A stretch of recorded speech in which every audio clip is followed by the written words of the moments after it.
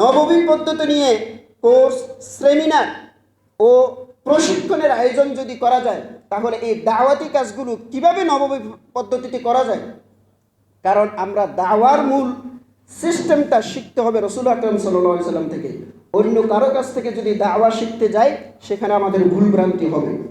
এজন্য নববী পদ্ধতির যদি দাওয়ার ক্ষেত্রে এবং সমাজ উন্নয়নের ক্ষেত্রে যদি এটা নিয়ে কোনো একটা কোর্স চালু করা হয়, সেমিনারের আয়োজন করা হয় এবং প্রশিক্ষণের আয়োজন করা হয়, এটি দাওয়া ক্ষেত্রে বড় ধরনের ভূমিকা পালন করবে।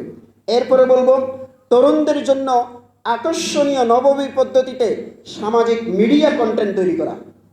আপনি দেখুন, বর্তমান সমাজের তরুণরা একেবারে সম্পূর্ণ মিডিয়া কেন্দ্রিক। এখন তাদেরকে রাসূল আকরাম সাল্লাল্লাহু আলাইহি সাল্লাম যেই পদ্ধতিতে তিনি সমাজকে সংশোধন করেছেন, সেগুলোকে সূক্ষ্ম কৌশলে হোক, প্রকাশ্যে হোক, যে কোনোভাবে যদি সেটাকে যদি মিডিয়া কন্টেন্ট তৈরি করার মাধ্যমে, যদি সংস্কৃতির মাধ্যমে, মিডিয়ার মাধ্যমে যদি এটা যদি প্রচার করতে পারি, তাহলে এটি আমাদের সমাজের জন্য খুবই ভালো কাজ দিবে।